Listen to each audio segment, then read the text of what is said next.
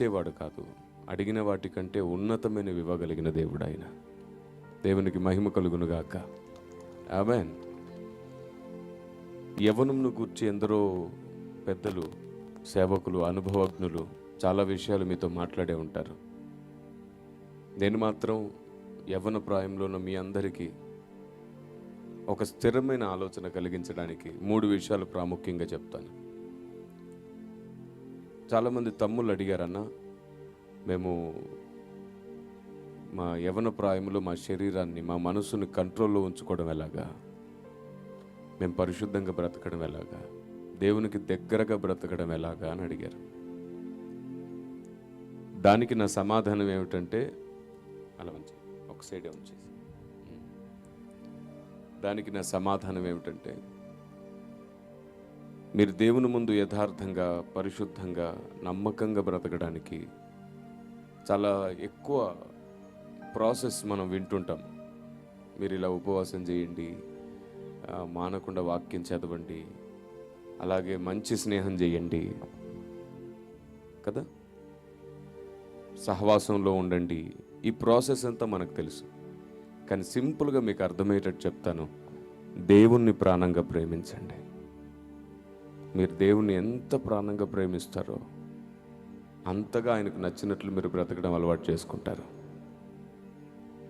దేవుణ్ణి ప్రాణంగా ప్రేమించడం మనకు తెలిస్తే దేవుని చిత్తం ఏమిటో అది మనం ఈ లోకంలో నెరవేర్చే వాళ్ళం అవుతాం.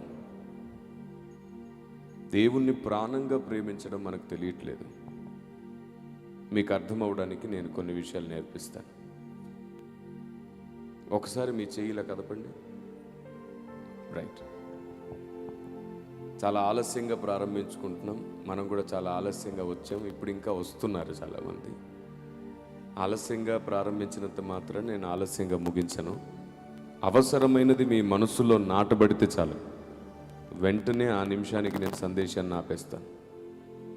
ఆపేయడం మాత్రమే కాదు, ఈరోజు ఈ పూట నేను శ్రద్ధ వహించి నాకు నేనే బాధ్యతతో ఒక పని చేయబోతున్నాను. వాక్యం తర్వాత మీ అందరికీ ప్రత్యేకంగా మీరందరూ నిలుచుండి దేవుణ్ణి ఆరాధిస్తుంటే మీ అందరి మీద చేతులుంచి చాలాసేపు నేను దేవుణ్ణి ప్రార్థించబోతున్నాను. ఆమేన్. చాలాసేపు నేను దేవుణ్ణి ప్రార్థిస్తాను. ఒకటి మాత్రం గ్యారంటీగా చెప్పగలను, ఈ సభా ప్రాంగణంలోకి వచ్చినటువంటి మీ మనస్సు వచ్చినప్పుడు ఎలా ఉందో వెళ్ళేటప్పుడు అలా ఉండదు. మీకు తెలియకుండానే మిమ్మల్ని ఏలుతున్న మీ స్వభావపు చేదువేర్లు ఇక్కడ పెకలించబడతాయి. మీ ఆలోచన ప్రపంచం నూతన పరచబడుతుంది. పరిశుద్ధాత్మదేవుని శక్తి చేత మీరు నడిపించబడతారు. నేను మీ మీద చెయ్యుంచి ప్రార్థించినప్పుడు తప్పకుండా ఆత్మ కార్యం మీ జీవితంలో జరుగుతుంది. ఆమేన్. కాబట్టి నేనేం తొందర లేకుండా మీ అందరి కోసం, ఒక్కొక్కరి కోసం చాలా సమయం ప్రార్థన చేస్తాను. మీరు కూడా అంతే ఓపికగా, అంతే సహనంగా కూర్చోండి. సరే, ఇంతకు మునుపు నేను ఇలా చేయి ఊపమన్నప్పుడు మీరు ఊపారు కదా. మీలో నుండి ఆత్మ బయటికి వెళ్తే మీ శరీరం కదులుతుందా? కదలదు. ఈ శరీరం ఎక్కడ తయారవుతుంది? మన శరీరం ఎక్కడ తయారవుతుంది? తల్లి గర్భంలో. ఆత్మ ఎక్కడ తయారవుతుంది? దేవుడు తయారు చేస్తున్నాడు. ఒకవేళ దేవుడు ఈ శరీరంలోనికి ఆత్మను పంపించలేదనుకోండి, మనకు అమ్మా నాన్న ఉంటారా? ఇద్దరు ఉంటారు. తమ్ముడు, చెల్లి, స్నేహితులు, సహోదరులు ఎవరైనా ఉంటారా? అసలు మనమే ఉండవు. మీకు తెలుసా, మనకంటూ ఒక శరీరం లేనప్పుడు, మనకంటూ తల్లిదండ్రులు లేనప్పుడు మనం దేవుని దగ్గర ఆత్మగా ఉన్నాం. ఆయన మనల్ని తయారు చేసుకున్నాడు. అరచేతులతో ఆయన మనల్ని చెక్కుకున్నాడు. ప్రతిరోజు దేవునితో మనం సమయం గడిపాం. దేవునితోనే ఉన్నాం. దేవుడు మనం. మనకప్పుడు ఎవ్వరూ తెలియదు. దేవుడు మనల్ని ఆత్మగా సృష్టించినప్పుడు మనకు దేవుడు తప్ప ఇంకెవరు తెలియదు. ప్రతిరోజు దేవుడు మనల్ని ముద్దాడాడు. ప్రతిరోజు దేవుడు మనల్ని హత్తుకున్నాడు. ప్రతిరోజు దేవుడు మనతో ఆడిపాడాడు. మనం చిన్న బిడ్డలుగా ఉన్నాం. అప్పుడు మీరే చెప్పండి, మీకు ఎవరైనా చిన్న పిల్లలు కనబడితే ఏం చేస్తారు? వాళ్ళతో కొంత సమయం ఆడుకుంటాం, ముద్దు చేస్తాం, కొంత సమయం వారితో పాటు సమయం గడుపుతాం. మనకే అంత ప్రేమ ఉంటే అసలు ప్రేమే దేవుడు. దేవుడు అంటేనే ప్రేమ. ఆయన ఇంకెంత ప్రేమ చేస్తాడు? నేను మాట్లాడుతున్న ప్రేమ కొలతలు లేని ప్రేమ, అంతు చిక్కని ప్రేమ, వర్ణించడం సాధ్యం కాని ప్రేమ. ఈ లోక ప్రేమను గురించి మాట్లాడాలంటే ఎన్నో అనుభవాలు, ఎన్నో గాయాలు ఉంటాయి మనకి కదా. ఈ లోకం ఎంత విచిత్రం అంటే, ప్రాణంగా ప్రేమించేవారిని లేదా ప్రాణంగా ఒకరితో ఉండేవారిని అటువైపు ఉన్న వాళ్ళు రికగ్నైజ్ చేయరు. మనం ఎంత ప్రాణంగా ప్రేమించినా మనకు చివరిగా మిగిలేది మోసం. మనకు తెలియకుండానే మనకు కనబడేది మోసం. యేసు ప్రభు కూడా మనల్ని ప్రాణంగా ప్రేమించాడు. ఇప్పటికీ మనం ఆయన్ని ఏదో ఒక రూపంలో మోసం చేస్తున్నాం, ఏదో ఒక రూపంలో ఆయన గాయం చేస్తున్నాం. ఆయన మనల్ని చాలా ప్రేమించాడు. ఎంత ప్రేమించాడంటే, మనకు కావాల్సిన మనల్ని కోరుకోవడానికి, మనల్ని సంపాదించడానికి ఆయన తన సమస్తాన్ని విడిచిపెట్టుకుని ఈ లోకానికి వచ్చి అన్ని రకాలుగా నిందించబడి, అవమానించబడి, పిడిగుద్దులు తిని, గాయపరచబడి, అవమానించబడి, చివరికి తన ప్రాణాన్ని కూడా మనకు అప్పజెప్పేసి మనకిచ్చేసి, నేను నిన్ను ఇంత ప్రేమిస్తున్నాను, ప్రాణం ఇచ్చేంతగా నేను నిన్ను ప్రేమిస్తున్నానని నిరూపించుకున్నాడు ఆయన. విచిత్రం ఏమిటంటే, ఆయన మన ప్రతి మాట వింటాడు, ప్రతి ప్రార్థన వింటాడు. చూడండి, నేను వచ్చేంతవరకు ఇక్కడ భయంకరమైన ఎండ, వచ్చి అలా కూర్చొని కొంచెం చల్లటి వాతావరణం కావాలయ్యా, పిల్లలు వాక్యం ప్రశాంతంగా వినాలి తండ్రి, మాకు 2-3 ఫ్యాన్స్ ఉన్నాయి, అందరికీ లేవయ్యా, మాకైనా కొంచెం గాలి తగులుతుంది, అందరికీ వేడిగా ఉంటుంది ప్రభువా, సహాయం చేయి ప్రభువా. మైక్ పట్టుకోగా నేనేమన్నాను, కొంచెం వాతావరణం చల్లగా ఉంటే బాగుండని దేవుణ్ణి అడిగాను, చూద్దాం దేవునికి ఇష్టమైతే ఇస్తాడు అన్నాను. Praise lord. ఆమేన్.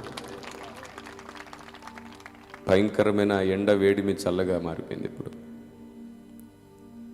ఆయన ఉన్నాడు, మనతోనే ఉన్నాడు, మన ప్రార్థన వింటాడు, మన చుట్టూ ఉంటాడు, మనకు దగ్గరగా ఉంటాడు. నేను ఉన్నాను, నువ్వు ధైర్యంగా పని చేయమంటాడు ఆయన. దేవుడు మన విశ్వాసాన్ని బలపరచడానికి ఎన్నో కార్యాలు చేస్తాడు, కానీ ఆయన కార్యాన్ని బలపరచడానికి నువ్వేం చేస్తున్నావు?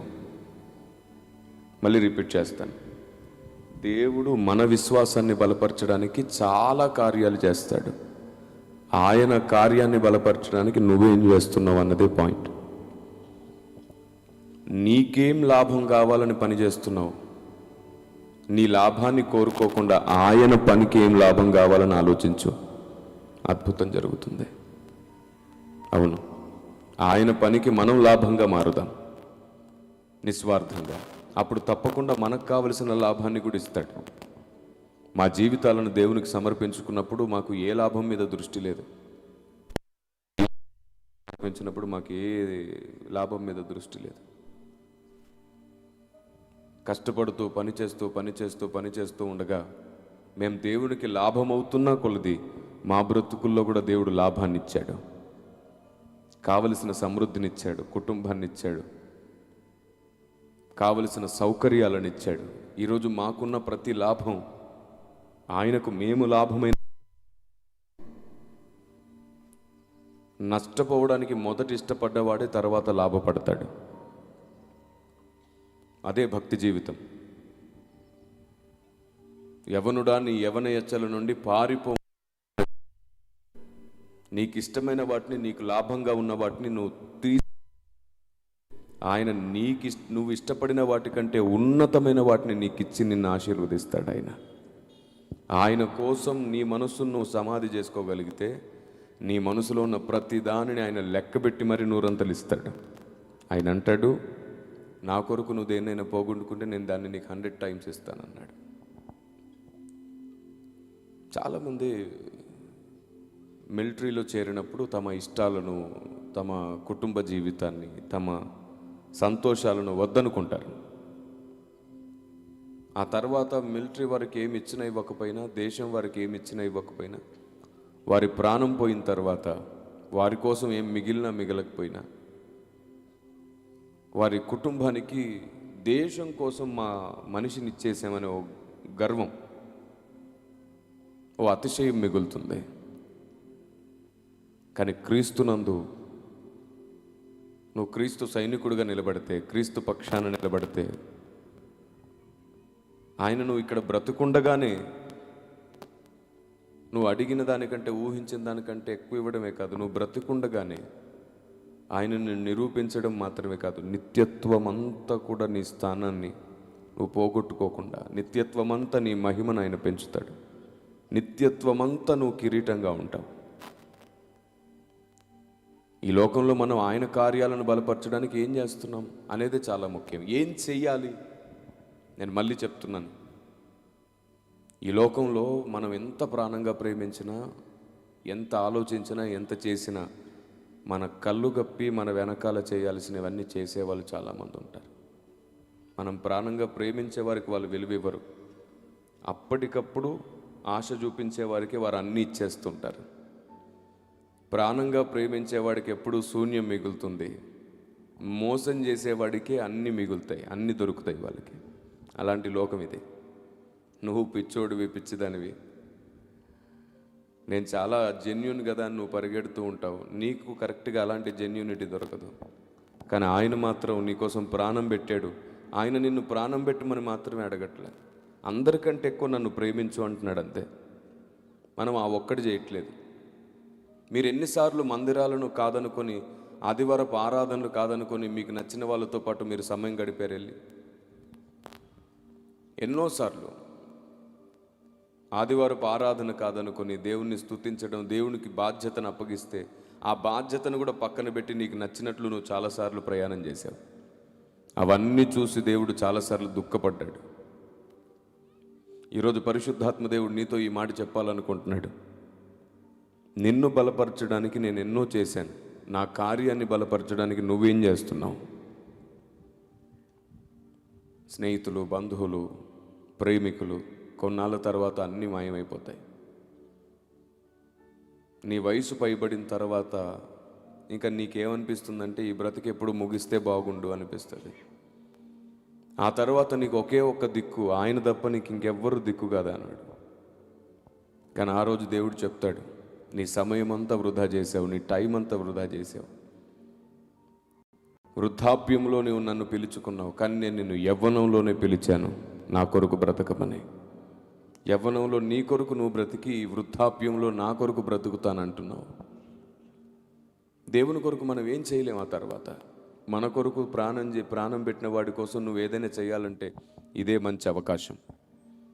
దేవుడు నిన్ను వాడుకోవాలంటే నీ జీవితంలో 3 లక్షణాలు ఉండాలి. నేను దాన్ని నీకు పరిచయం చేస్తాను. 1, శిష్యత్వం. శిష్యత్వం అంటే నీకు మనసుకు తోచింది నువ్వు నోటితో బయటికి మాట్లాడడం కాదు. అనుభవ జ్ఞానంతో నీకు నేర్పించిన దాన్ని నువ్వు నేర్చుకున్న బోధ ప్రకారంగా నువ్వు మాట్లాడాలి. దాని పేరు శిష్యత్వం. ఎందుకంటే శిష్యుడే తర్వాత నాయకుడు అవుతాడు. శిష్యునికే పరిశుద్ధాత్మని స్వరం వినబడుతుంది. చెవిగలవారు ఆత్మ చెప్పుచున్న మాట అన్నాడు. అందరికీ చెవులున్నాయిగా, ఈ చెవులు కాదు, వినే చెవులు. అవి శిష్యునికి మాత్రమే ఉంటాయి. శిష్యత్వం లేనివాడు పిహెచ్డి చేసిన వాడికి దేవుని ఆత్మజ్ఞానం అర్థం కాదు. అక్షరాలను బట్టి అనేకుల్ని అపార్థం చేస్తుంటారు ఈ లోకంలో చాలామంది. ఆత్మదేవుని ఉద్దేశం గుర్తించలేరు.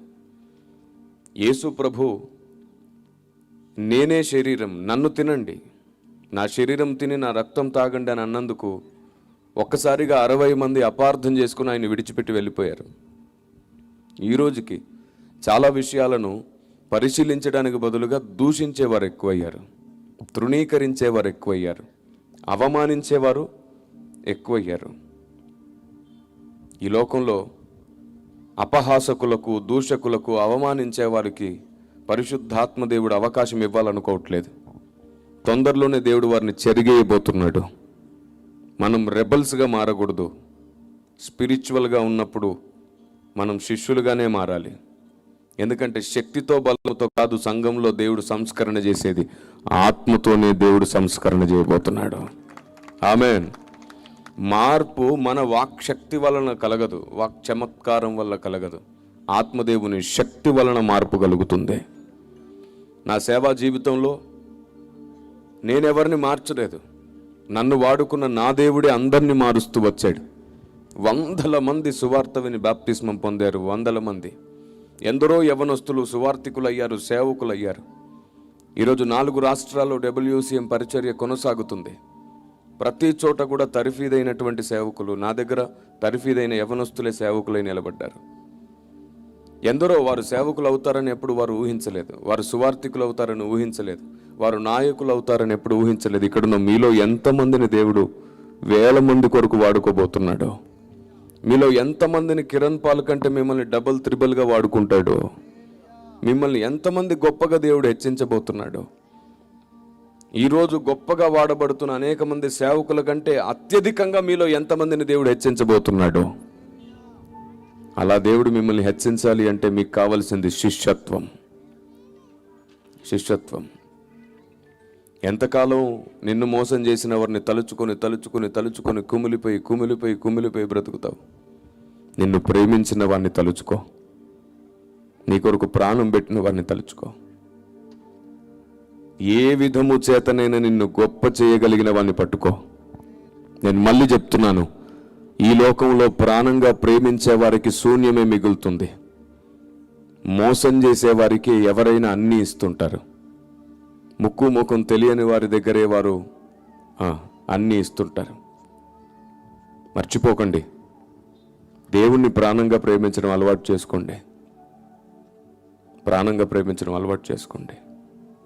మీరు దేవుణ్ణి ప్రాణంగా ప్రేమిస్తే ఆయన మీ స్నేహితుడైపోతాడు. మీకు కావలసిన అందమైన జీవితం మొత్తం వచ్చేస్తుంది. మీ జీవితాన్ని మీరు కట్టాలనుకుంటున్నారు కదా, అది కూలిపోవచ్చు. మీ జీవితం ఆయనను కట్టేటట్లు ఆయనకు అప్పచెప్పండి. ఆయన కడితే ఏది కూలిపోదు. మన పోరాటం మనం చేస్తే ఓడిపోతాం, కానీ మన పోరాటం దేవుడు చేస్తే ఎప్పటికీ ఓడిపోం. ఆమేన్. చాలా ప్రాముఖ్యమైనది ఇది.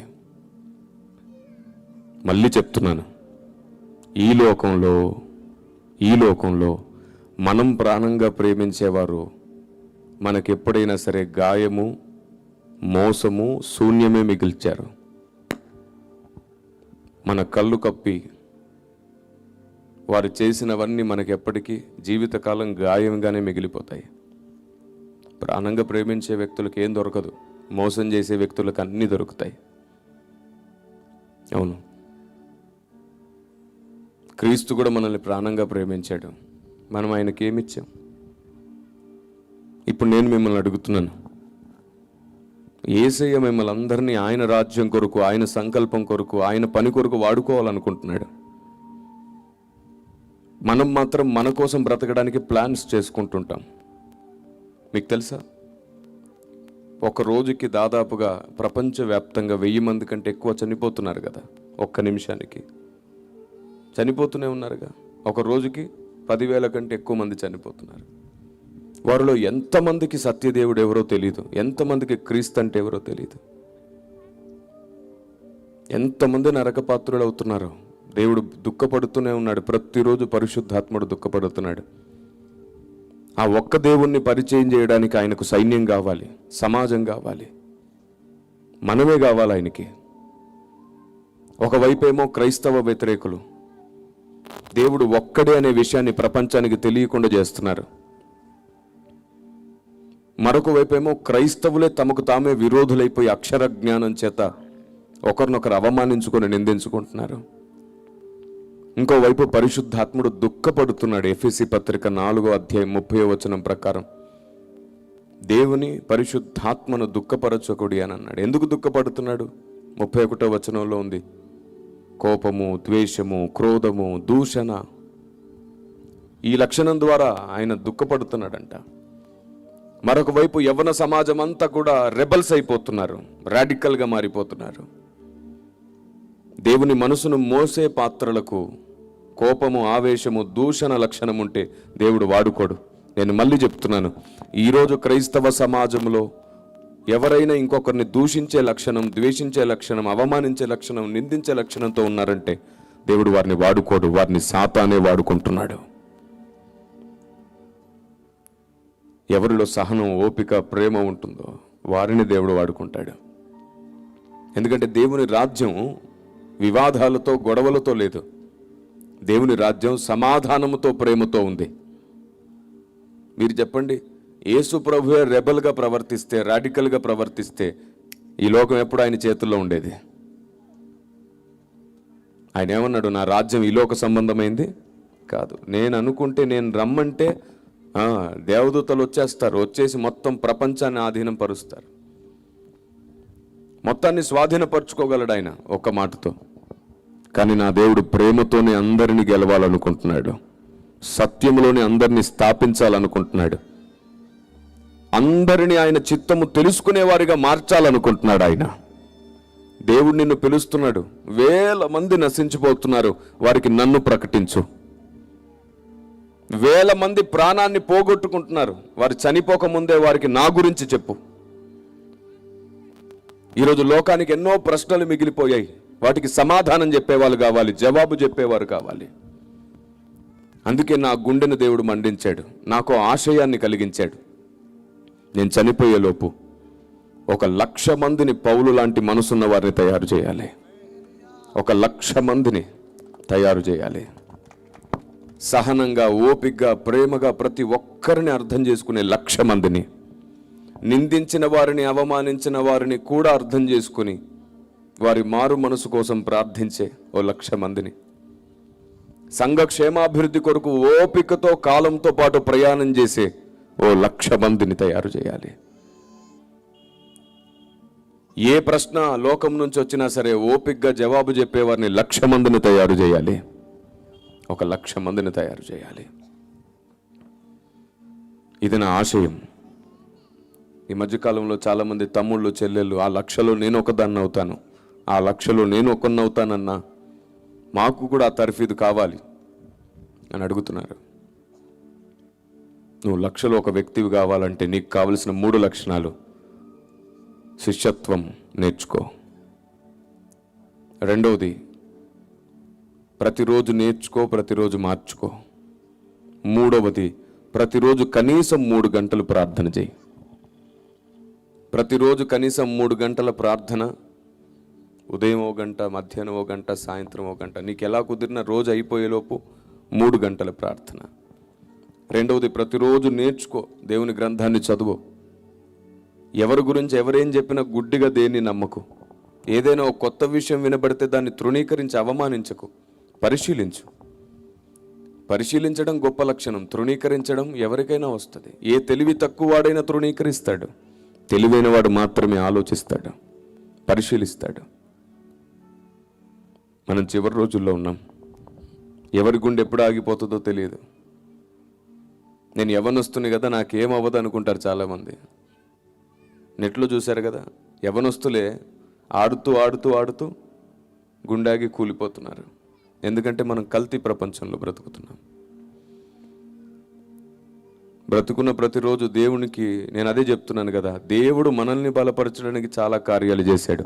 ఆయన కార్యాన్ని బలపరచడానికి మనం ఏం చేస్తున్నామని ఆలోచిస్తే ఈ భారమున్న నీ గుండె ఆగదు. ఆమేన్. దేవుని కార్యాన్ని బలపరచాలనుకునేవాడి గుండె ఆగదు, ఆయన ఆగనివ్వడు.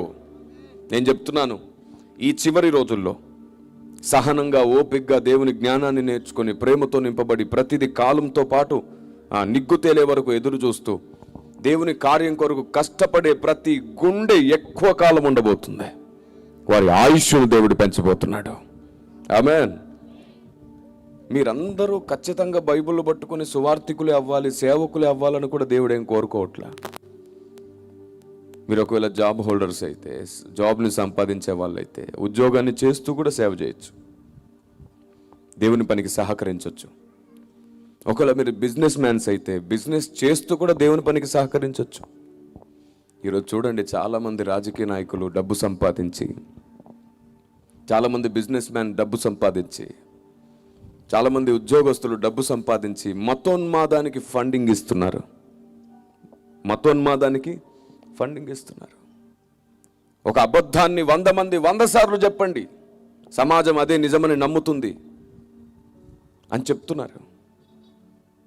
మనమెందుకు నిజాన్ని 1000 మంది 1000 సార్లు చెప్పొద్దు, అబద్ధం అణిచివేయబడుతుంది కదా. అప్పుడు మనం అంత శ్రద్ధ చూపించట్లేదు. ఒక అబద్ధాన్ని నమ్మినవాడు చూపించినంత శ్రద్ధ నిజాన్ని నమ్మినవాడు చూపించట్లేదు.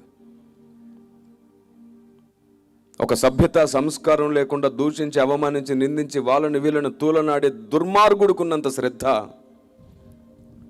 సంస్కారం కలిగి ప్రేమ కలిగి ఓపిక కలిగి మంచితనం కలిగిన మనకు ఉండట్లేదు. అందుకే పరిశుద్ధాత్మ దేవుడు మిమ్మల్ని పిలుస్తున్నాడు, ప్రార్థన గదిలోనికి రండి, ప్రార్థన గదిలోనికి రండి. నేను మిమ్మల్ని ఈ సమాజానికి వెలుగుగా మారుస్తాను. లోకంతో తక్కువ సమయం గడిపి ఎక్కువగా నాతో సమయం గడపడానికి రండి ప్రార్థన గదిలోనికి. మనం ప్రార్థన గదిలో ఎంత ఎక్కువ సమయం అన్నీ మర్చిపోయి దేవునితో మాట్లాడతామో దేవుడు అంత ఎక్కువగా మనల్ని సిద్ధపరుస్తూ ఉంటాడు. నా అనుభవం మీకు చెప్తాను. సేవ ప్రారంభించిన మొదటి సంవత్సరం నేను సేవకు వచ్చేటప్పుడు ఒక సేవకుని ప్రసంగం విన్నాను. ఆయన అన్నాడు, వెళ్ళండి, వెళ్ళిన మొదటి రోజు నుంచే సువార్త కోసం బయటికి వెళ్ళకండి, ఒక 3 నెలల పాటు ప్రార్థన గదిలో ఉండండి, ఉపవసించండి, గంటల తరబడి దేవుని దగ్గర వేడుకోండి, కన్నీళ్లు కార్చండి, అభిషేకాన్ని పొందుకోండి, సామర్థ్యతను పొందుకోండి, 3 నెలల తర్వాత అప్పుడు బయటికి వెళ్ళండి అని చెప్పాడు. నేను ఆ మాట పట్టుకున్నాను. కన్నీళ్లతో ప్రార్థన చేయడం ప్రారంభించాను. 8.5 గంటలు మోకరించేవాడిని, ఉపవాసాలు కూడా ఉండేవాడిని. అలా 3 నెలల పాటు కుదిరినప్పుడు ఉపవాసం ఉండడం, మిగతా సమయంలో ఎక్కువగా ప్రార్థించడం, బైబిల్ చదవడం. 3 నెలల తర్వాత నేను పల్లె గ్రామానికి సువార్తకి వెళ్ళాను. 3 నెలల తర్వాత ఏం జరిగిందో తెలుసా? నేను గ్రామంలోని కరపత్రాలు పంచడానికి ఒక వీధిలోకి వెళ్తే ఎవరూ కనబడట్ల, అందరూ పనులకు వెళ్ళిపోయారంట. చాలా తక్కువ మంది, ఒక షాప్ దగ్గర కొందరు, ఒక టీ స్టాల్ దగ్గర కొందరు కనబడుతున్నారు. వాళ్ళ కరపత్రాలు ఇస్తే వాళ్ళు నన్ను బెదిరించారు, భయపెట్టారు. సరే అని ఇంకొంచెం ముందుకు వెళ్ళాను. ఒక వీధిలో నేను ఈ చివరి నుంచి ఆ చివరికి వెళ్ళొచ్చేలోపు ఇండ్లల్లో గొడవలాగా శబ్దం వినబడుతుంది. ఏంటో ఎవరో గొడవ పడుతున్నారు అనుకున్నాను. మళ్ళీ వీధికి ఆ చివరి నుంచి ఈ చివరికి వచ్చి వేరే వీధికి వెళ్దామని వెళ్తుంటే ఇండ్లలో కొందరు స్త్రీలు, కొందరు పురుషులు పరిగెత్తుకుంటూ వచ్చి నా ముందు పడ్డారు. బోర్మని ఏడ్చేస్తున్నారు, గుండెలు బాదుకొని ఏడుస్తున్నారు, మమ్మల్ని విడిచిపో, ఇక్కడి నుంచి వెళ్ళిపో అంటున్నారు. అదేమో కఠినమైనటువంటి మాంత్రికులు ఉన్న ప్రదేశం, చేతబడులు, మాంత్రిక శక్తులు ప్రయోగించే గ్రామాలు అవన్నీ. వీళ్ళు వచ్చేసి తల బాదుకొని గుండెలు బాదుకొని ఇక్కడి నుంచి వెళ్ళిపో అంటే నేనేదో వాళ్ళకి చేశాను అనుకుంటారేమో గ్రామస్తులు అని భయపడిపోతున్నాను. కొద్దిసేపటికి ఆ టీ స్టాల్ దగ్గర నేను కరపత్రాలు ఇచ్చినప్పుడు నన్ను బెదిరించారే, వాళ్ళు పరిగెత్తుకుంటూ వస్తుంటే భయం వేసింది. ఏం చేస్తారో వీళ్ళు నన్ను. వీళ్ళేమో తల బాదుకొని గుండెలు బాదుకొని ఇక్కడి నుంచి వెళ్ళిపో వెళ్ళిపో, మమ్మల్ని ఇబ్బంది పెట్టకు అని అంటున్నారు. ఏంటి వీళ్ళు? సరిగ్గా వాళ్ళు వచ్చేసి ఏం చేసావు వీళ్ళని అని బెదిరిస్తున్నారు. అందరు నా చుట్టూ చేరినని భయపెడుతున్నారు. ఏం చేసావు వీళ్ళని, ఏం మంత్రాలు వేసావు అని అంటున్నారు. నేనేం చేయలేదు, నేను దేవుని ప్రకటించేవాడిని, నాకు ఏ మంత్రాలు రావు అని చెప్తుంటే అప్పుడు ఆ కింద ఎవరైతే పడిపోయి కొట్టుకుంటున్నారో, గుండెలు బాదుకుంటున్నారో వాళ్ళు అంటున్నారు, నువ్వు దేవుని సేవకుడు, నీలోంచి అగ్ని వస్తుంది, ఆ అగ్ని చేత మమ్మల్ని ఇబ్బంది పెడుతున్నావు, నువ్వు ఇక్కడి నుంచి వెళ్ళిపో, ఇక్కడి నుంచి వెళ్ళిపో. నాకు తెలియదు, నాలో నుంచి దేవుని శక్తి వారిని దర్శిస్తుందంట. వాళ్ళు వేడి చేస్తున్నారు, ఇక్కడి నుంచి వెళ్ళిపో, ఇక్కడి నుంచి వెళ్ళిపో. అప్పటి వరకు నన్ను బెదిరించి, అప్పటి వరకు నన్ను ఇబ్బంది పెట్టాలని చూసిన వాళ్ళందరూ కూడా ఒక్కసారిగా భయపడిపోయారు. మిగతా కొందరు పెద్దలు చూశారు, ఈయనలో నుండి దేవుని శక్తి వస్తున్నాయని పడిపోయిన వాళ్ళు అంటున్నారు. వాళ్ళందరికీ తెలుసు వాళ్ళు చేతబళ్లతో పీడింపబడ్డ వాళ్ళని. కొన్ని సంవత్సరాలుగా వారికి విడుదల లేదంట. ఎన్నో తాయిత్తులు, ఎన్నో బలులు, ఎన్నో హోమాలు, వారికి విడుదల లేదు. నాలో నుండి దేవుని శక్తి వారిని తాకింది. ఎవరైతే నన్ను భయపెట్టారో వాళ్ళే అంటున్నారు, అయ్యా కొంచెం ఏదైనా చెయ్యి, అయ్యా కొంచెం ఏదైనా. అంతకుముందు ఏమన్నారు? ఏం చేసావు వాళ్ళు పడిపోయి కొట్టుకుంటున్నారు అన్నారు.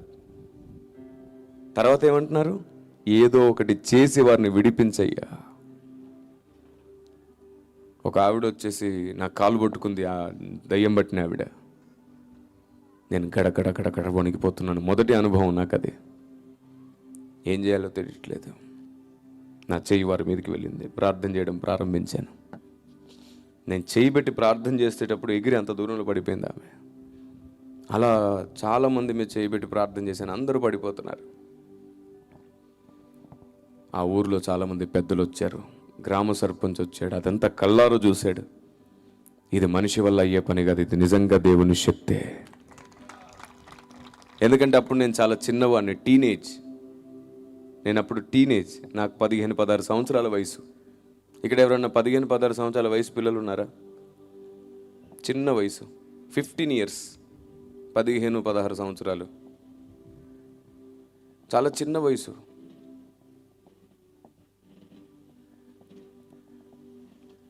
నన్ను చూసి ఇంత చిన్న వయసులో ఇది దేవుని పనే కానీ ఈ మనిషి పని కాదు అని వాళ్ళందరూ కూడా వాళ్ళ ఇళ్ళల్లోకి తీసుకెళ్ళి ప్రార్థన చేయించుకున్నారు. ఆ తర్వాత నేను ఆ గ్రామంలో సేవ చేయడం ప్రారంభించాను. అలాగూ నేను ప్రార్థనా గదిలో గడిపిన ప్రతిసారి నాలో నుండి దేవుని శక్తి కార్యం చేసింది. ఆమేన్.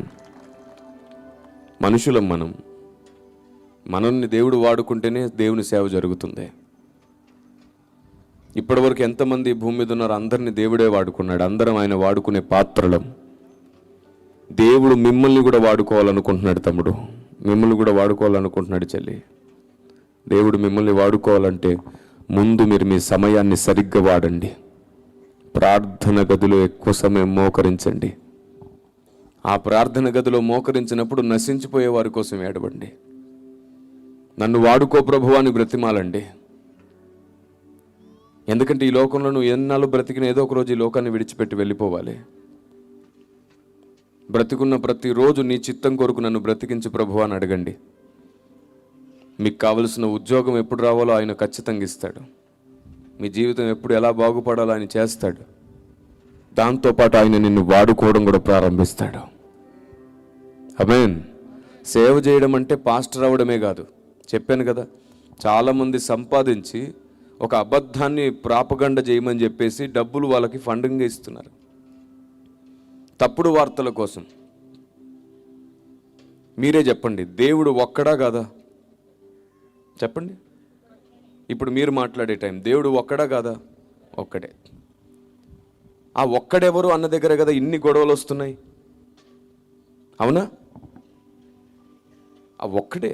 మతానికో దేవుడు లేడు, కులానికో దేవుడు లేడు, గ్రామానికో దేవుడు లేడు. దేవుడు ఒక్కడే.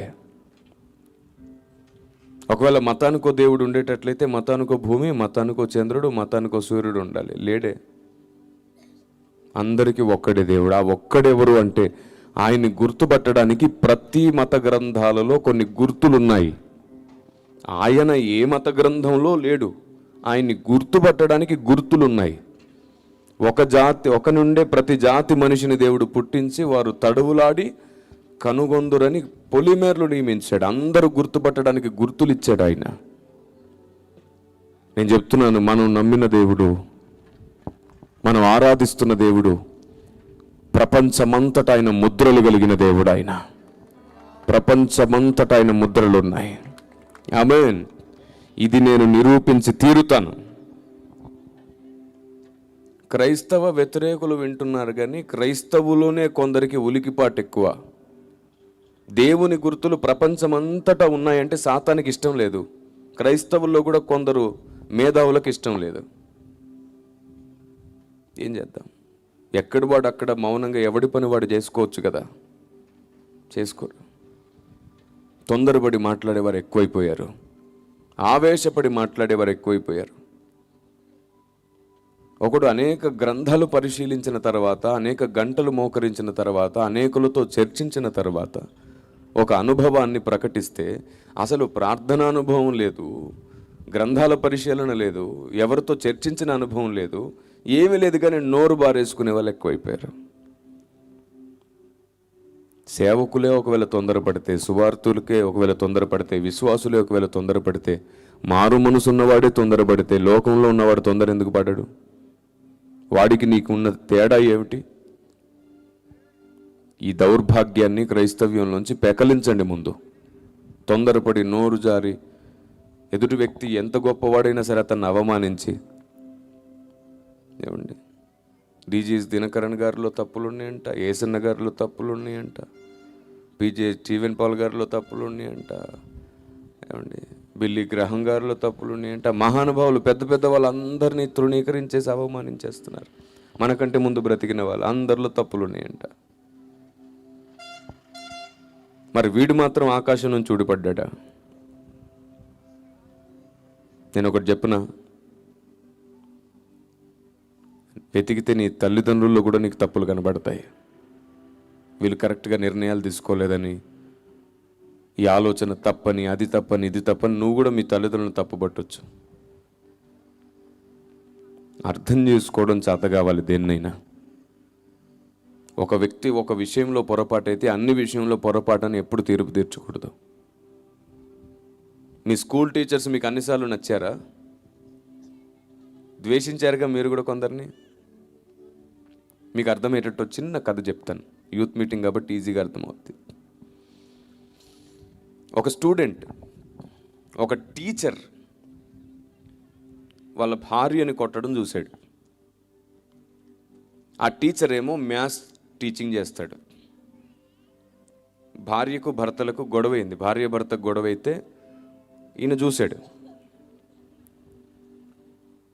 ఆ తర్వాత ఆ టీచర్ వచ్చేసి మ్యాథ్స్ చెప్తుంటే ఈ అబ్బాయి మ్యాథ్స్ వినట్లా.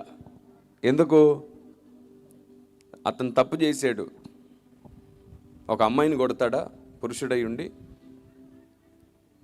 వాళ్ళ భార్యని ఇష్టం వచ్చినట్టు కొట్టాడు అని చెప్పేసి ఎందుకు జరిగింది ఏంటో తెలుసుకోకుండా ద్వేషించడం స్టార్ట్ చేశాడు. మ్యాథ్స్ సబ్జెక్ట్ ఆయన చెప్తే అసలు ఈయన వినలా, మిగతా సబ్జెక్టులన్నీ విన్నాడు. సంవత్సరం తర్వాత ఎగ్జామ్ వచ్చింది, ఎగ్జామ్ రాయాలి, అన్నిట్లో పాస్ అయ్యాడు, మ్యాథ్స్లో ఫెయిల్ అయ్యాడు. ఎందుకు ఫెయిల్ అయ్యాడు అంటారు? అవును, ఇప్పుడు ఎవరికి నష్టం? మ్యాథ్స్ టీచర్కి నష్టమా, స్టూడెంట్కి నష్టమా? మీకు తెలుసా, ఇలాంటి దూషకులు ద్వేషకుల వలన వినేవారికే నష్టం. నిజాలు తెలుసుకోకుండా, పరిశీలించకుండా, గుడ్డిగా పరిశీలన లేని మనసుతో బ్రతికే వారికే నష్టం. అవును, ఏం జరిగిందో తెలుసుకోకుండా మాట్లాడే వాళ్ళు ఎక్కువైపోయారు ఈ లోకంలో. ఎప్పుడైనా గుర్తుంచుకోండి, పరిశీలన లేకుండా, ఆలోచన లేకుండా తొందరపడ్డప్పుడు ఆత్మదేవుడు పనిచేయడు. ఓపికతో ఉండి పని చేయండి, దేవుడు కార్యం చేస్తాడు. నరుని కోపం దేవుని నీతిని నెరవేర్చదు. బైబిల్ గ్రంథం కేవలం హెచ్చరికలు, బుద్ధి మాటలు మాత్రమే ఇవ్వదు. బైబిల్ గ్రంథంలో సైన్స్ ఉంది. బైబిల్ గ్రంథం సోషల్ కూడా నేర్పిస్తుంది. అవును, చరిత్ర కూడా బైబిల్లో ఉంది. బైబిల్ గ్రంథం చాలామంది వ్యాపారవేత్తలకు కూడా ఆలోచన నేర్పిస్తుంది. ఒకసారి ఒక బిజినెస్ మ్యాన్ ఏ బిజినెస్ పెట్టినా ఫెయిల్ అయిపోతున్నాడంట. వాళ్ళ భార్య చెప్పింది, కొన్నాళ్ళు అన్ని ఆలోచనలు పక్కన పెట్టి ప్రార్థన చేసుకుని బైబిల్ చదువుకుందాం, దేవుడు ఏదో ఆలోచన ఇస్తాడు అని. ఆవిడ మాట విని ఇతను అలాగే ప్రార్థన చేస్తూ బైబిల్ చదువుతుంటే నిర్గమాకాండం దగ్గరకు వచ్చి ఆగిపోయాడంట. మోషే తల్లి పెట్టెకు జమ్ము రాసి నీళ్లు లోపలికి రాకుండా ఆ కీలు మొత్తం పూసి బిడ్డను అందులో పెట్టిన సందర్భం దగ్గర ఆగిపోయాడు. ఎందుకు ఆగాడో తెలుసా? ఇతడు మంచిగా చదువుకున్నవాడు, సైన్స్ బాగా తెలిసినవాడు, ఆర్కియలాజికల్గా ఎంతో స్థిరమైన బుద్ధి గలవాడు. ఏ బిజినెస్ చేసినా ఫెయిల్ అయిపోతుంటే ఇతనికి ఇక్కడికి వచ్చిన తర్వాత ఆలోచన వచ్చింది, అరే ఏ భూమిలో కీలు ఎక్కువగా ఉంటుందో అక్కడ ఆయిల్ ఉంటుంది కదా. వెంటనే ఆ దేశంలో ఉన్న ప్రభుత్వంతో మాట్లాడి నేను అక్కడ కంపెనీ పెడతాను అని కంపెనీ పెట్టి ఆయిల్ బావులు తవ్వి అతడు కోటీశ్వరుడు అయిపోయాడు. అతని జీవితానికి, అతని బ్రతుక్కి ఆలోచన ఎక్కడి నుంచి దొరికింది? ఎందరో శాస్త్రజ్ఞులు బైబిల్ చదివే ఎన్నో కనుగొన్నారు. అవునా కాదా? ఈరోజు మనం ఈ మోడర్న్ వరల్డ్లో చూస్తున్నటువంటి ఎన్నో వస్తువులన్నీ కూడా ఎవరు తయారు చేసినవి? ఎవరు సృష్టించారు ఇవన్నీ? ఫారిన్ కంట్రీస్ నుంచే. ఎందుకు? వాళ్ళు దేవుని నమ్ముకున్నారు. యేసు ప్రభు అమెరికా వాళ్ళ దేవుడు కాదు, ఇంగ్లాండ్ వాళ్ళ దేవుడు కాదు, అలాగని ఇజ్రాయెల్ వాళ్ళ దేవుడే కాదు, అలాగని చెప్పేసి తక్కువ కులం వాళ్ళ దేవుడు అని చెప్పి కూడా నిందించొద్దు. అసలు తక్కువ కులం వాడే లేడు భూమి మీద. అందరూ ఆదాం పిల్లలమే. ఒక కుక్కని చంపడానికి పిచ్చి కుక్క అని పేరు పెట్టారు, అందరూ కొట్టి చంపేస్తారు కదా. అట్లా రాజకీయ లబ్ధి కోసం, తమ అధికార దాహం కోసం కొందరిని తక్కువ వారని చూపించారు. అప్పటి నుంచి వాళ్ళని అందరూ అణిచివేయడం స్టార్ట్ చేశారు. అంతే. నిజానికి ఎవరు తక్కువ కాదు, ఎవరు ఎక్కువ కాదు, అందరం ఆదాం పిల్లలమే, అందరం దేవుని పిల్లలమే. దేవుని పిల్లలకి ఏం కులం పెడతారు, ఏ మతం పెడతారు? వాస్తవానికి కులం అనేది రక్తాన్ని బట్టి, శరీరాన్ని బట్టి లేదు. కులం వృత్తిని బట్టి ఉంది. కుండలు తయారు చేసేవాన్ని ఏమన్నారు? కుమ్మరి. కర్ర పని చేసేవాన్ని ఏమన్నారు? వడ్రంగి. రాగి పనిముట్లు చేస్తే కంసాలి కదా. బంగారం పనిముట్లు చేసేవారిని మార్వాడి, హౌసులోడు అంటారు కదా మీరు. ఇలా వారి వారి పనిని బట్టి వారికి ఒక పేరు ఇవ్వబడింది. వృత్తిని గుర్తించడానికి ఇవ్వబడ్డ పేరే కులం అన్నారు. కుల వృత్తి అంటారు. మీ కుల వృత్తి ఏమిటి? మీ తాతలు ఏం చేశారు అని. సో వృత్తినే కులం అన్నారు. మనిషికి కులం లేదు, వృత్తికి. అర్థమైందా? ఏ మనిషి కులంతో పుట్టాడు, మతంతో పుట్టాడు. ఏ మనిషి రక్తంలో కులం లేదు, మతం లేదు. మరి ఈ విషయం ఇప్పుడున్న పాత జనరేషన్కి అర్థం కాకపోవచ్చు, మరి కొత్త జనరేషన్ మీకు అర్థమవుతుందా లేదా? అర్థమవుతుందా లేదా? మరి అర్థం చేసుకునే మీ జనరేషన్ కూడా తర్వాత కులాన్ని బట్టి పీడిస్తే చూడండి ఎంత దౌర్భాగ్యం. కులము మతం అనేది ఎప్పుడైతే అణిచివేయబడుతుందో రాజకీయ నాయకులు పని పెట్టుకోలేరు. ఇంకా అసలు నాయకులే రాజకీయం చేయడం ప్రారంభిస్తారు. రాజకీయాన్ని ప్రక్షాళన చేసే యవ్వన సమాజం లేవాలి. రాజకీయాలను ప్రక్షాళన చేసే క్రైస్తవ యవ్వన జనం లేవాలి. దేవునికి స్తోత్రం కలుగును గాక. ఆమేన్. ఒక బిల్ పాస్ అవ్వాలి పార్లమెంట్లో. అందుకు క్రైస్తవుల్లోనే చాలామంది క్రైస్తవులైన లాయర్స్ కావాలి. ఎందుకంటే ఈ ఐడియాలజీని అర్థం చేసుకోవాలి. ఒకవేళ క్రైస్తవులు కాకుండా అభ్యున్నతమైన ఆలోచన కలిగిన లాయర్స్ అయినా కావాలి. పార్లమెంట్లో ఒక బిల్ పాస్ చేయాలి. ఇక మీదట రాజకీయ నాయకుడు ప్రచారం చేసేటప్పుడు తన రాజకీయ ప్రచారంలో మతం పేరు వాడకూడదు, కులం పేరు వాడకూడదు. మతం పేరు, కులం పేరు వాడకుండా వాడు రాజకీయం చేసేటట్లు చేయాలి. ఏమిటి భక్తి సాధన అంటే? అడుక్కుని పొందుకోవడం మాత్రమేనా? అందుకే చెప్తున్నాను, ఆయన కార్యముల కొరకు నువ్వేం చేస్తున్నావు? ప్రతి యవ్వనస్తుల కూడికల్లో మీరు ఎన్నో హెచ్చరికలు వినుండొచ్చు, కానీ ఈ కూటంలో దేవుడు నిన్నే ఒక హెచ్చరికగా దేశానికి మార్చాలనుకుంటున్నాడు. రా, దేవుని పక్షాన ఒక సైనికుడిగా నిలబడదాం. ఆమేన్. దేవుడు మీకు మంచి సేవకునిచ్చాడు, ప్రశాంత్ గారు. ఆయన మీకు చూడ్డానికి అంత నెమ్మదిగా ఉంటాడు, కానీ మంచి రోషగాడు, చాలా గొప్ప రోషగాడు. చాలా సున్నితంగా, నిదానంగా గొప్ప గొప్ప పనులు చేసుకుంటూ వెళ్ళిపోతాడు. ఆయన పేరు ప్రఖ్యాతలను, డబ్బు, హోదాను చూడ్డు. ఆలోచన విధానం ఎక్కడుందో వెతుక్కొని ఆ వ్యక్తితో పాటు ఉంటాడు ఆయన. ఆమేన్. ఆలోచన విధానం, దేవుని మనసు, దేవుని చిత్తం. లోకమంతా ఒకవైపు ఉన్నా పర్లేదు, నేను దేవుని వైపే ఉంటా అనే మనసు దేవుడు ఆయనకి ఇచ్చాడు. అందుకు ఆయన్ని నేను దీవిస్తున్నాను. ఆమేన్. ఆయన చూపించవచ్చు కదా ఒకసారి. అంటే ఈ మీటింగ్లో ఆయన కనబడతారు సార్, ఎప్పుడు ఆయనే మాట్లాడతారు. కాదు, చూపించవచ్చు కదా కెమెరాతో. ఎక్కడున్నాడు కెమెరామ్యాన్?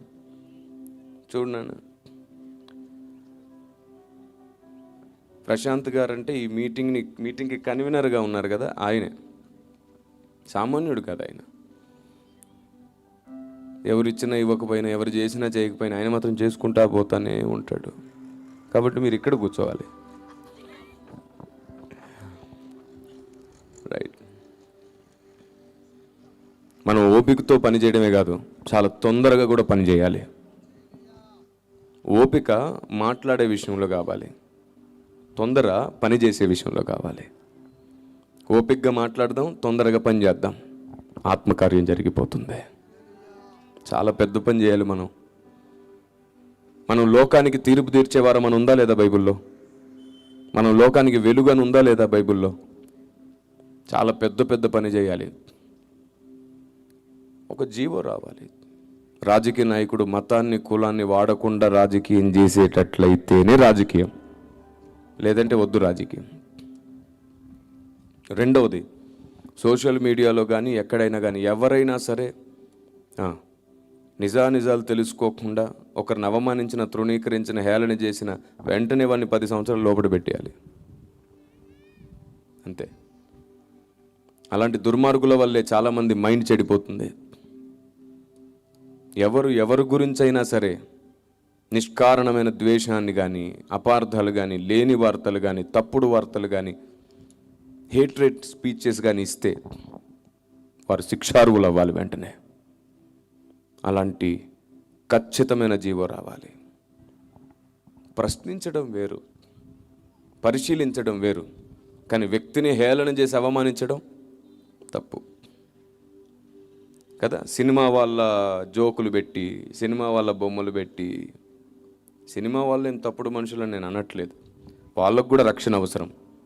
ఒకరిని తప్పుడు మనిషి నువ్వు అన్న తర్వాత వాడు ఎప్పుడు నీలోని సువార్త వింటాడు? వాళ్ళు చేసే వృత్తి వల్ల తప్పు జరుగుతుంది, వారు కాదు తప్పుడు మనుషులు. వారు చేసే పని ద్వారా తప్పు జరుగుతుంది. ఒకప్పుడు సినిమా అంటే ఒక ఉద్దేశం కలిగి ఉండేది, ఒక బుద్ధి నేర్పడానికో, ఒక పాఠం నేర్పడానికో, సమాజాన్ని సంస్కరించడానికో తీసేవాళ్ళు. ఇప్పుడు సినిమా అంటే అంగులు, రంగులు, ఆకర్షణ, దాని నిండా వ్యభిచారం, అవన్నీ ఉన్నాయి. అంటే తప్పుదారికి వెళ్ళిపోతుంది, సమాజం అంతా తప్పుదారికి వెళ్ళిపోతుంది. మళ్ళీ వాళ్ళు ఏం చెప్తారంటే క్యారెక్టర్లో డిమాండ్ చేసినప్పుడు అది చేయాల్సి వస్తుందంట. మరి అంతకుముందు కూడా డిమాండ్ ఉన్నా సరే ఎందుకు చేయలేదు? ఎందుకు లైట్లు ఆపేసి చూపించేవాళ్ళు దాన్ని? ఇప్పుడు అలా చేయట్లేదే, అంత బహిరంగంగా చేసేస్తున్నారు. కాబట్టి పాపం జరుగుతుంది. మనం వాళ్ళని నిందించి అవమానించడం కంటే కూడా జరుగుతున్న దానిని చూపిస్తే, దీనివల్ల ఇది జరుగుతుందంటే ఏ వ్యక్తిని టార్గెట్ చేసినట్టు ఉండదు, సబ్జెక్ట్ని టార్గెట్ చేద్దాం, పర్సన్ని టార్గెట్ చేయొద్దు, పర్సన్ని మార్చుకుందాం. ఆమేన్. దీనికి చాలా ఓపిక, సహనం కావాలి. కాబట్టి క్రైస్తవ యవ్వన జనమా, పిలిపిస్తున్నాను, ప్రపంచాన్ని ప్రక్షాళన చేసుకోవడానికి ముందు మిమ్మల్ని మీరు ప్రక్షాళన చేసుకోండి. మీ ఆలోచన విధానాన్ని ప్రక్షాళన చేసుకోండి. మీకోసం మీరు బ్రతకాలనే తపన మానుకొని దేవుని కొరకు బ్రతకాలనుకుంటే మీకోసం మీరు గొప్పగా బ్రతుకుతారు. ఆమేన్. ఆయనే మిమ్మల్ని గొప్ప లాభంగా మారుస్తాడు. మనం దేశానికి లాభం అవుదాం, దేవుడు మనకు లాభం అవుతాడు. ఆయన న్యాయం కలిగిన దేవుడు. Praise the lord. కాబట్టి మీలో ఇంకా ఎవరైనా సరే ప్రేమలు దోమలను పరిగెత్తే వాళ్ళు ఉంటే మీరు ఈగలు తోలుకులేమని అవుతారేమో, జాగ్రత్త. నేను మిమ్మల్ని హెచ్చరిస్తున్నాను, ఈ లోకంలో ఎప్పుడు గాయము, మోసమే మిగులుతుంది. నేను మళ్ళీ చెప్తున్నాను, మనం ఎవరిని ఎంత ప్రాణంగా ప్రేమించినా వారు తప్పకుండా మనకు శూన్యమే మిగులుస్తారు. వాళ్ళ దారి వాళ్ళకుంది, మనకు తెలియకుండా వాళ్ళు చేయాల్సినవి వాళ్ళు చేసుకుంటారు. ప్రాణంగా ప్రేమించే వ్యక్తులకు ఏమి ఇవ్వరు వాళ్ళు. తాత్కాలికంగా వారికంటూ కొన్ని ప్లాన్స్ ఉంటాయి, తప్పకుండా మోసం చేస్తారు. నిన్ను మోసం చేయని ప్రేమ ఒక్కటే, నజరేయుడైన యేసు నిన్ను ప్రేమించిన ప్రేమ. కాబట్టి వద్దు, లేచిరండి. దేవుడే మీకు ది బెస్ట్ ఇస్తాడు, గొప్పది ఇస్తాడు. అవును, నేను మళ్ళీ చెప్తున్నాను, ప్రాణంగా ఎంతగా నువ్వు ఇంతవరకు ప్రేమించావో నీకు చివరికి గాయం, శూన్యమే మిగులుతుంది. మోసం చేసేవారికి అన్నీ ఇస్తారు వాళ్ళు, ప్రాణంగా ప్రేమించే వ్యక్తులకు ఏమి ఇవ్వరు. నీ దగ్గర చాలా ఖచ్చితంగా జాగ్రత్తగా ఉంటారు, మోసం చేసే వాళ్ళ దగ్గర వాళ్ళు అన్నీ పరిచి పెడతారు. చివరికి నీకు మోసమే మిగులుతుంది, గాయమే మిగులుతుంది. మేలుకో. పదే పదే దాన్నే తలుచుకొని బ్రతకు. పదే పదే అదే గాయాన్ని తలుచుకోకు. దేవుడు నీ కొరకు చేసిన గాయాన్ని, నీ కొరకు దేవుడు పొందిన గాయాన్ని జ్ఞాపకం చేసుకో. తిరిగి నిలబడు. అనేకుల కొరకు ఆశీర్వాదంగా నిలబడతావు. అనేకుల కొరకు దీవెనగా నిలబడతావు. ఆమేన్. ఒక రోజు వస్తుంది, నీవు పొందిన దెబ్బలు అనేకులకు ఆశీర్వాదంగా మారుతాయి. హలో, ఒక రోజు వస్తుంది. ఆమేన్. కాబట్టి ఇక్కడ ఉన్నటువంటి క్రైస్తవ యవ్వన జనాంగం మొత్తాన్ని నేను పిలుస్తున్నాను. రండి, సైనికులు అవ్వండి. దేశాన్ని ప్రభావితం చేద్దాం, దేశాన్ని వెలిగిద్దాం. క్రైస్తవ్యం మీద పులిమినటువంటి మతము అనేటువంటి బురదను కడిగేద్దాం. కొంచెం అందరు అటే చూస్తున్నారు. నేను చాలా విషయాలు మాట్లాడాలి. యేసు నామములో అడుగుతున్నాం తండ్రి, ఆమేన్. ఇటు చూడండి ఒకసారి అందరూ. హలో హలో, क्या जी, बुद्धि नहीं है क्या आपने को? इधर देखो.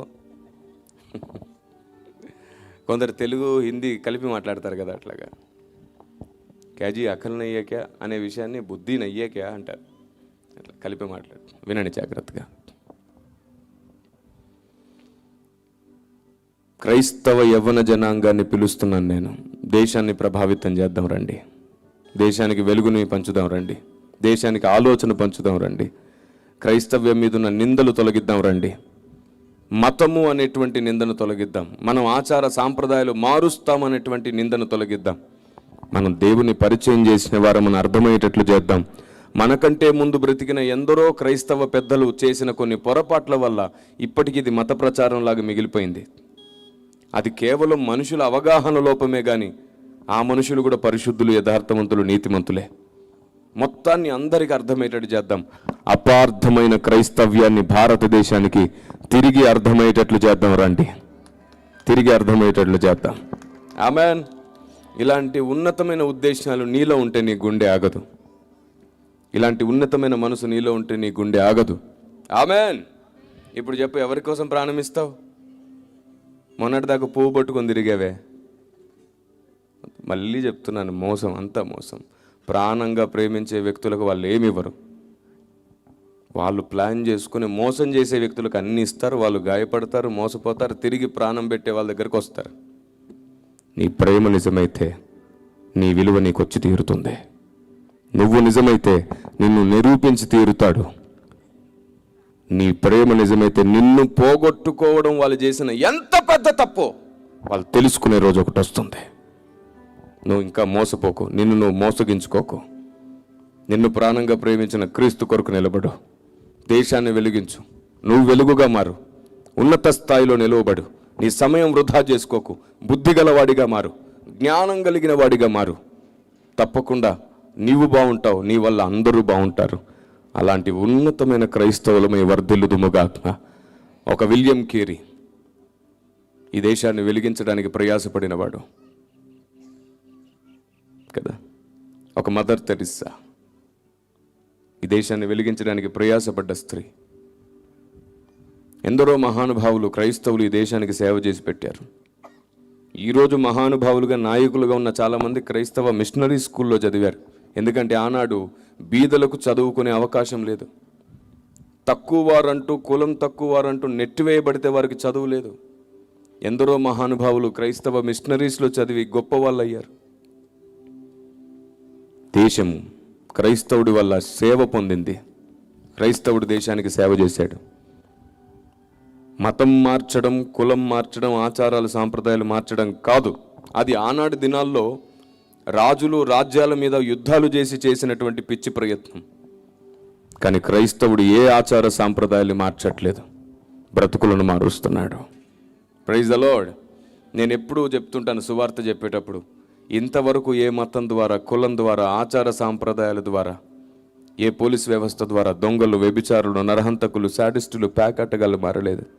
ఈ బైబిల్ పట్టుకుని ఎందరో దొంగలు, వ్యభిచారులు, నరహంతకులు మారారు, శాడిస్టులు, మంత్రగాళ్ళు మారారు. ఎందరో బ్రతుకులను మార్చింది. మా బ్రతుకులను కూడా మార్చింది బైబిల్ గ్రంథమే. ఆమేన్. ఇప్పుడు చెప్పండి, మనకు మనమే లాభం అవుదామా, మనం దేవునికి లాభం అవుదామా? మనం దేవునికి లాభం అవుదాం. మీ ప్రార్థన గది ప్రతిష్ఠించండి. ప్రతిరోజు ఆలోచన విధానాన్ని సరిగ్గా నేర్చుకోండి. ఓపికతో ఉండండి. కనిపెట్టండి సహనంగా. పరిశుద్ధాత్మ దేవునితో సహవాసం చెయ్యండి. మీ లాభం కొరకు కాక దేవుని లాభం కొరకు పరిగెత్తండి. మీరు లాభం అవుతారు. ఏ మతం మారొద్దు, ఏ కులం మారొద్దు, ఏ ఆచార సాంప్రదాయాలు మారొద్దు. ఆ ఒక్క దేవుడెవరో, ఈ సమస్త సృష్టిని చేసింది ఎవరో ప్రపంచానికి అర్థమయ్యేటట్లు చేద్దాం. ఆమేన్. ఒకవైపు ప్రపంచానికి న్యాయం నేర్పిద్దాం. ప్రపంచంలో ఉన్నటువంటి దౌర్భాగ్యాన్ని తరిమికొడదాం. రాజకీయ నాయకులు వాడుతున్న ఈ కులము మతం అనేటువంటి కార్డ్ని ప్రక్షాళన చేద్దాం. ప్రపంచానికి క్రైస్తవ యవ్వనస్తులు, దేవుడు క్రైస్తవ యవ్వనస్తుల్ని వాడుకుంటే ఎంత వెలుగు కలుగుతుందో మన ద్వారా నిరూపణ జరుగును కాక. రండి, మిమ్మల్ని మీరు తీర్మానించుకోండి. ఈ మహా ఉద్యమంలో, ఈ పోరాటంలో మిమ్మల్ని మీరు కట్టుకోండి. పరిశుద్ధాత్మదేవుడు సమయోచితంగా మిమ్మల్ని నడుపునుగాక. ఆత్మదేవుడు మిమ్మల్ని స్థిరపరిచి కట్టునుగాక. ఆమేన్.